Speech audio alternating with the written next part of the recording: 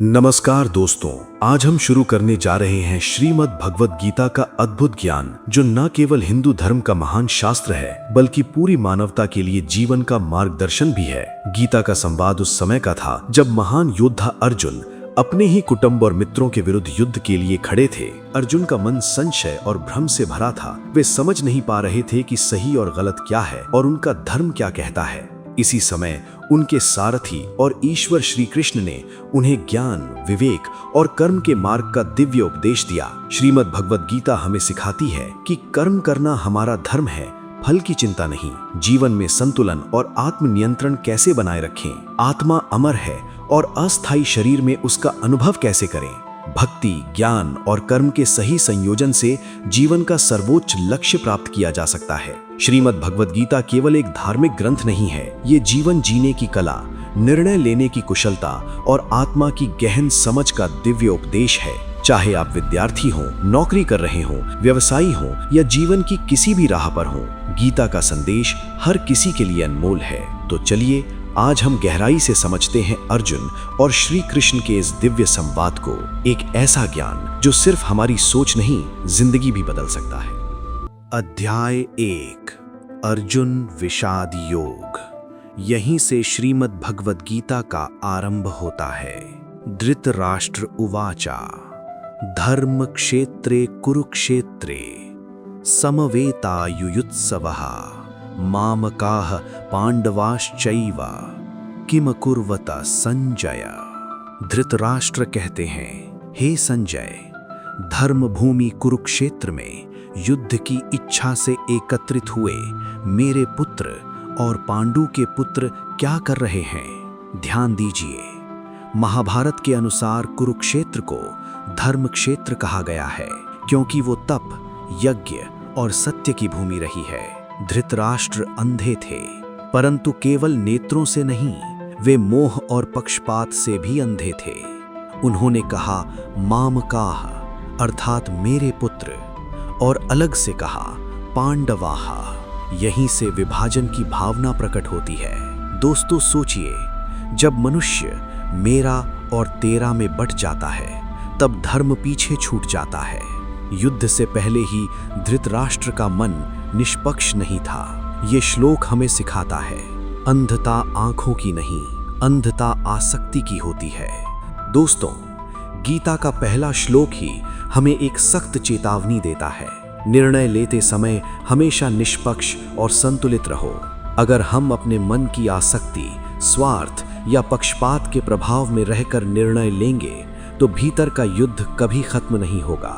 यानी हमारी असली लड़ाई बाहर की दुनिया में नहीं, बल्कि हमारे अपने मन और निर्णयों के भीतर चल रही है। इसलिए हर निर्णय सोच समझकर, निष्पक्षता और संतुलन के साथ लेना ही सच्ची बुद्धिमत्ता है।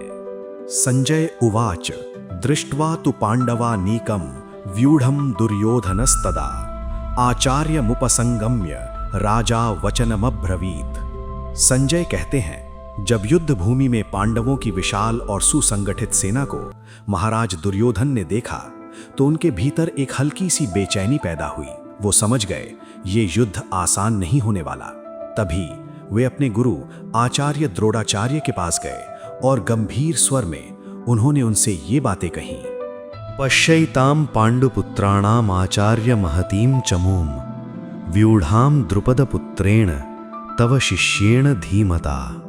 महाराज दुर्योधन बोले, हे आचार्य, जरा देखिए, पांडुपुत्रों की इस विशाल सेना को कैसे कुशलता से युद्ध के लिए सजाया गया है और इसे व्यवस्थित किया है आपके ही बुद्धिमान शिष्य द्रुपद पुत्र धृष्टद्युम्न ने। महाराज दुर्योधन सीधे सीधे सेना की ताकत नहीं बता रहे, बल्कि वो अपने गुरु को बिना सीधे कहे ये याद दिला रहे हैं कि देखिए, आपके ही शिष्य ने आपके खिलाफ सेना खड़ी कर दी है।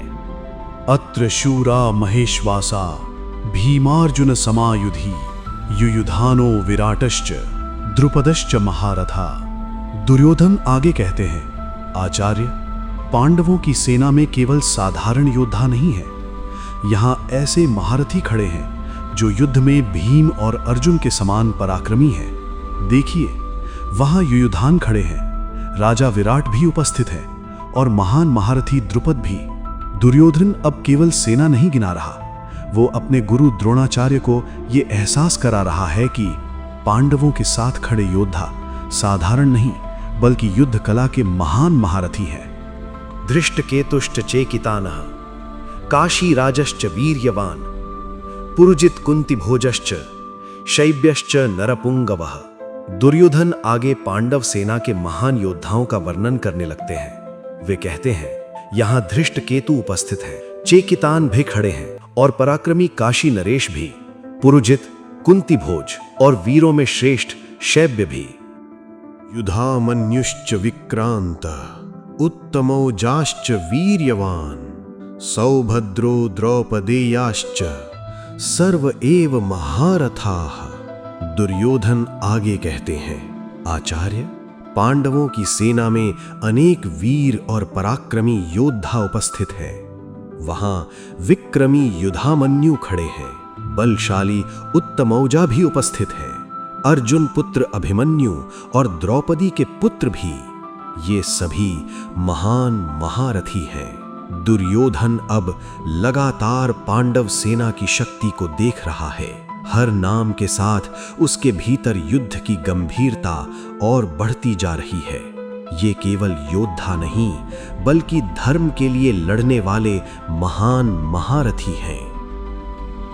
अस्माकं तु विशिष्टा ये तान् निबोध द्विजोत्तमा नायका मम सैन्यस्य संज्ञार्थम तान् ब्रवीमि ते। दुर्योधन आगे कहते हैं, हे द्विज श्रेष्ठ आचार्य, अब हमारी सेना के विशेष और प्रमुख योद्धाओं को भी जान लीजिए। मैं आपको अपने सैन्य के प्रमुख नायकों के नाम बताता हूं। भवान भीष्मश्च कर्णश्च कृपश्च समितिञ्जयः अश्वत्थामा विकर्णश्च सौमदत्तिस्तथैव च। दुर्योधन आगे कहते हैं, आचार्य, हमारी सेना में आप स्वयं उपस्थित हैं। पितामह भीष्म, महान धनुर्धर कर्ण और युद्ध में सदैव विजयी रहने वाले कृपाचार्य भी, अश्वत्थामा, विकर्ण और सौमदत्ति भी हमारी ओर से युद्ध भूमि में उपस्थित हैं। अन्ये च बहवः शूराः मदर्थे त्यक्त जीविताः नाना शस्त्र प्रहरणाः सर्वे युद्ध विशारदाः। दुर्योधन आगे कहते हैं, और भी अनेक वीर योद्धा मेरे लिए अपने प्राणों का त्याग करने को तैयार खड़े हैं। वे सभी विभिन्न प्रकार के अस्त्र शस्त्रों से सुसज्जित हैं और युद्ध कला में अत्यंत निपुण हैं। अपर्याप्तम तदस्माकं बलम भीष्माभिरक्षितम पर्याप्तम त्विदमेतेषां बलम भीमाभिरक्षितम। दुर्योधन आगे कहते हैं, पितामह भीष्म द्वारा संरक्षित हमारी सेना असीम और अजेय प्रतीत होती है, जबकि भीम द्वारा संरक्षित पांडवों की सेना सीमित दिखाई देती है। अयनेषु च सर्वेषु यथा भागम अवस्थिताः भीष्ममेवाभिरक्षन्तु भवन्तः सर्व एव हि। दुर्योधन आगे कहते हैं, आप सभी योद्धा अपने अपने मोर्चों पर पूरी सावधानी से स्थित रहें और विशेष रूप से पितामह भीष्म की रक्षा करें। दोस्तों, अब तक हमने देखा कि कुरुक्षेत्र की युद्ध भूमि में केवल अस्त्रों का युद्ध नहीं बल्कि मनोभावों और विचारों का संघर्ष भी शुरू हो चुका है।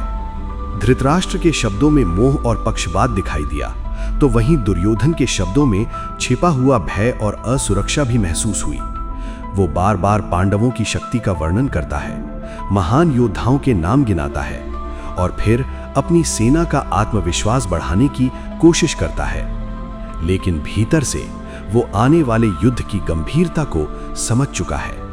और अब महाभारत का ये महान संवाद धीरे धीरे अपने सबसे महत्वपूर्ण मोड़ की ओर बढ़ रहा है। अगले एपिसोड में हम आगे के श्लोकों के साथ इस दिव्य ज्ञान को और गहराई से समझेंगे। जय श्री कृष्ण।